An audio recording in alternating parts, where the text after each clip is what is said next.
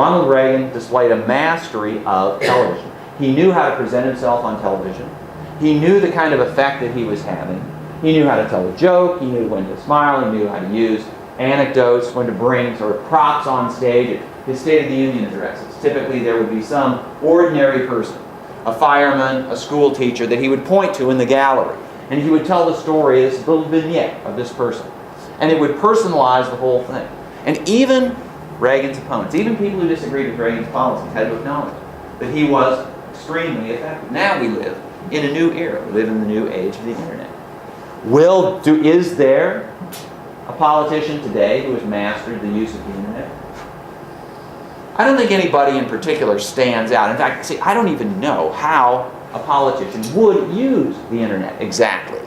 But that's the whole nature of these new media. Nobody knew what to make of mass circulation newspapers until Theodore Roosevelt came along. Nobody understood what a politician, what a president could make of the radio until Franklin Roosevelt demonstrated. Nobody really understood how effective television could be until Ronald Reagan showed that. So how about the internet? I don't know. I guess the great president of the internet age has yet to come along. Who will he or she be? I don't know. I'm going to stop here and see if you have any questions or comments. Yes? Look.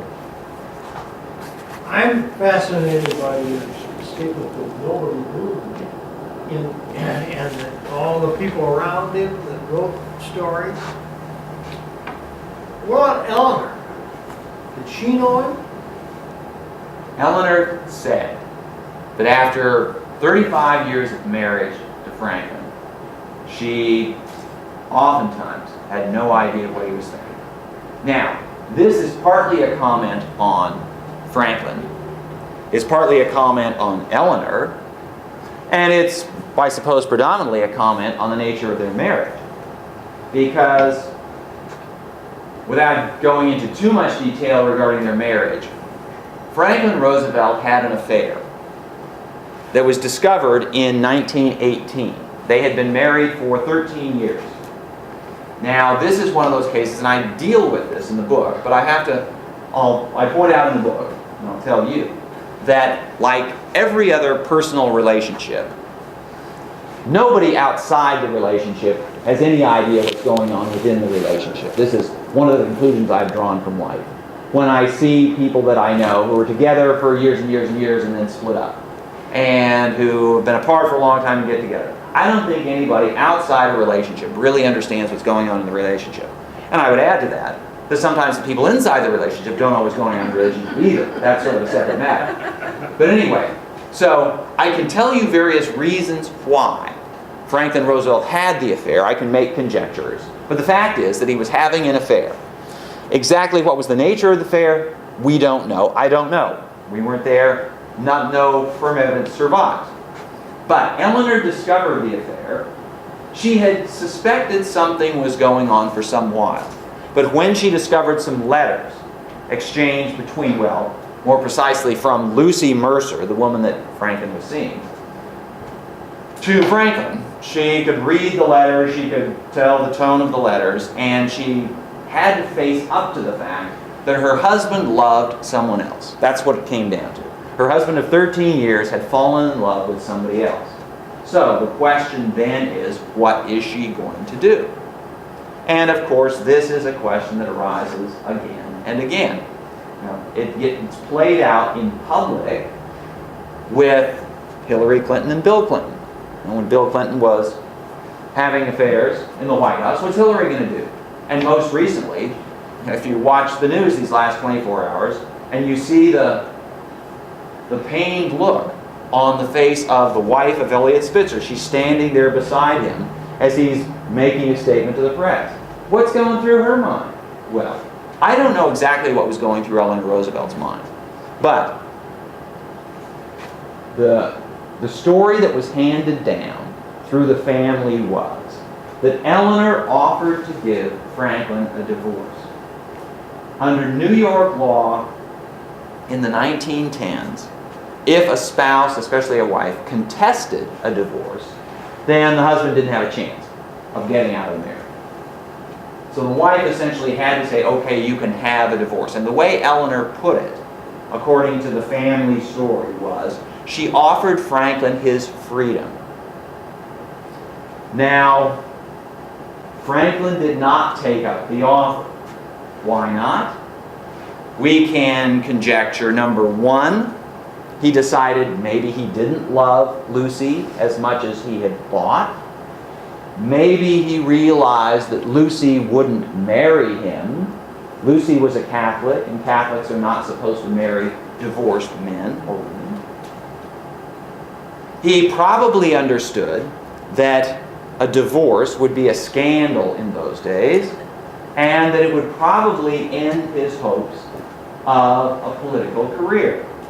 It was fairly common in America then, and it's, my father used to say, my father is almost 93, my mother is 82, and they've both said that they would never vote for a divorce. Well, they said this before they voted for Ronald Reagan, but they said they wouldn't vote for a divorced person because, as my father used to say, and my father is as traditionally, and you can say sexist if you want, but he was as traditional to say, well, somebody who can't manage a family can't run the country. If you can't maintain the loyalty of your wife, then how are you going to maintain the loyalty of the American people? And this was a much more common view back in 1918 than now. So Franklin Roosevelt had every reason to believe that a divorce would end his hopes of someday becoming president. And there was one last thing, and this is where the story really gets complicated. Franklin Roosevelt had mother issues. He had a very strong, if I wanted to say domineering, I could, mother. He was her only child, her only son. She doted on him. She was a widow for 30 or 35 years. She had married a man much older than she was, a man twice her age. And he died at the age of 75 or something like that. So she was a widow. She was the only parent of her only son for an extended period of time. She lived almost as long as Franklin Roosevelt did. And she never was quite reconciled to the fact that Franklin had chosen Eleanor over her. And that's the way she interpreted it. She tried to break up the relationship. When Eleanor and Franklin told her that they were engaged, she said, oh no. She immediately whisked Franklin off on a foreign trip, hoping that he would meet some other girl. She thought that Eleanor was beneath her son. Now this despite the fact that Eleanor was the niece of the President of the United States. Well, Sarah Roosevelt thought everybody was beneath Franklin. She thought that Theodore Roosevelt was beneath her, and the President of the United States was beneath her son. And she insisted on maintaining the purse strings of the family. Now when I say she insisted, well, Franklin Roosevelt was complicit in this.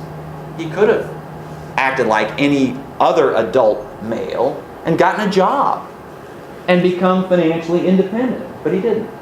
He was willing, maybe even happy, to accept the fact that he depended on his mother financially.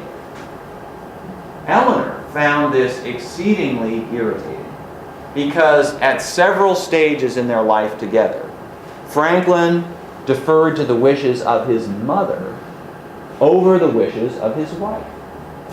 And so if Franklin Roosevelt had mother issues, Eleanor Roosevelt had mother-in-law issues. But anyway, Sarah, the mother, made clear to Franklin that if he divorced Eleanor, he would be cut off without a penny. And the idea of having to go out and work for a living made him stop short and say, don't think so. So, Eleanor and Franklin held the marriage together. But there were two conditions that Eleanor imposed. One was that Franklin would never see Lucy again. Seems reasonable enough. The other condition was perhaps more problematic. They would never share a bedroom again. They would be partners, but they would no longer be physically intimate. And this was part of the deal.